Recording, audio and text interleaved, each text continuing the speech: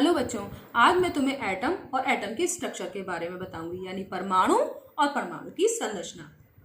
तो हमारे भारतीय महर्षि जो कणाद हैं, उन्होंने बताया कि कोई भी पदार्थ ले हम और उसको विभाजित करते चले जाएं, इतना विभाजित करें कि उसके बाद एक ऐसी स्थिति आ जाए कि पदार्थ और विभाजित हो ही ना, तो क्या होगा, वो उस पदार्थ का सूक्ष्मतम कण मिल जाएगा हमें, और वो सूक्ष्मतम कण को ही कहा परमाणु यानी एटम।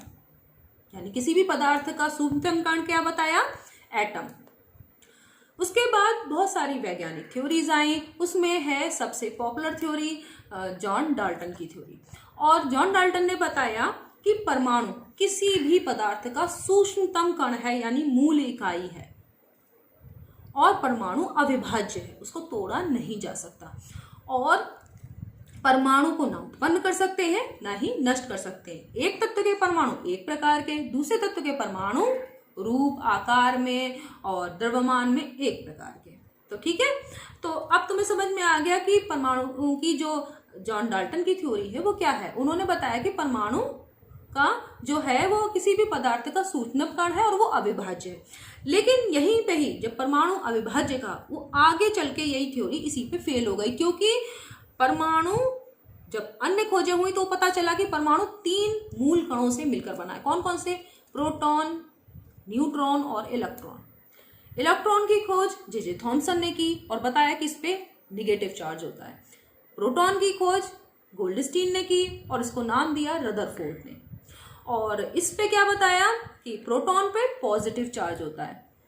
जेम्स चैडविक ने न्यूट्रॉन की खोज की और बताया कि ये उदासीन कण है।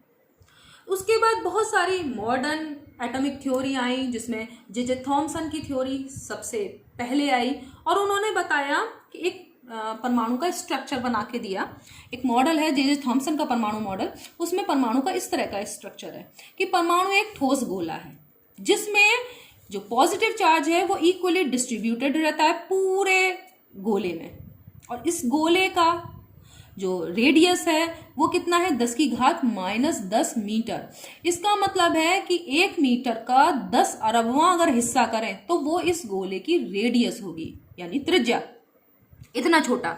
और उसमें पॉजिटिव चार्ज यानी प्रोटॉन पूरे गोले में वितरित रहते हैं, और इलेक्ट्रॉन इस तरीके से, जो इलेक्ट्रॉन है नेगेटिव चार्ज, वो इस तरह से धसे रहते हैं इस पूरे गोले में।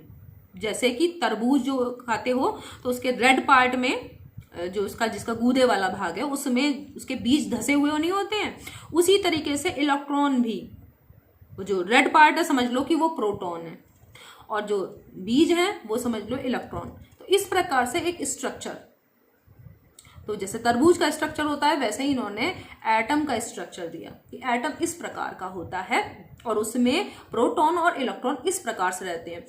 प्रोटॉन जो होते हैं यानी पॉजिटिव चार्ज, इन निगेटिव चार्ज इलेक्ट्रॉन को बैलेंस कर देते हैं, यानी पॉजिटिव चार्ज जितना है उतना ही निगेटिव चार्ज है और परमाणु उदासीन है। लेकिन इसमें जो जे थॉमसन की थ्योरी थी उसमें कुछ कमियां थी।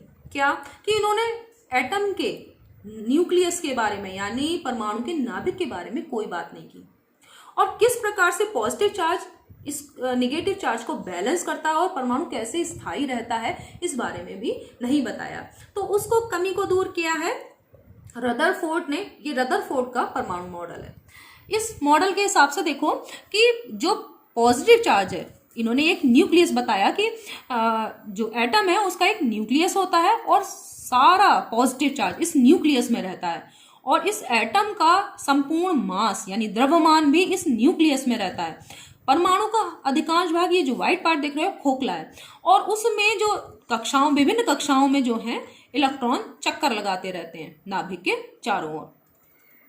लेकिन इनकी थ्योरी इस तरह से फेल हो गई कि वैज्ञानिकों ने आलोचना की कि अगर ये इलेक्ट्रॉन जो है, जो निगेटिव चार्ज इलेक्ट्रॉन है, वो इस तरह से कक्षा में चक्कर लगाएंगे तो ऊर्जा को उत्सर्जित करेंगे, यानी ऊर्जा उनकी कम होती चली जाएगी, और ऐसी स्थिति आएगी कि इलेक्ट्रॉन जो है नाभिक में गिर जाएंगे।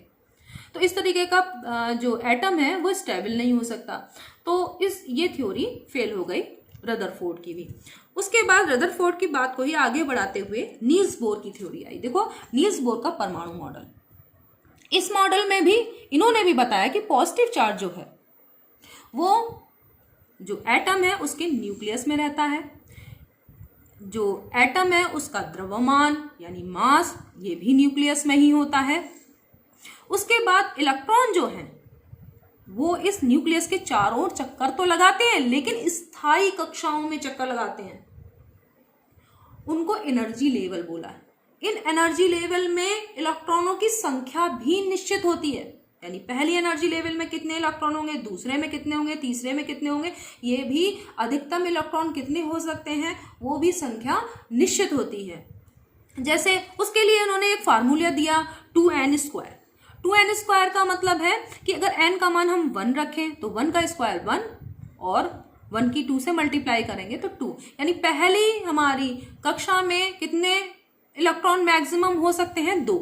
इसी तरीके से दूसरी में अगर हम n का मान 2 रखेंगे तो 2 का वर्ग 4 हो गया, 4 की 2 से गुणा करेंगे 8, तो दूसरे में 8 और तीसरे में 18 और फिर 32, तो 2, 8, 18, 32। इस तरीके से इलेक्ट्रॉन, ये मैक्सिमम इलेक्ट्रॉन है जो रह सकते हैं, और लास्ट ऑर्बिट जो होगी उसमें 8 इलेक्ट्रॉन से ज़्यादा नहीं हो सकते। तो ये हो गया नील्स बोर का परमाणु मॉडल।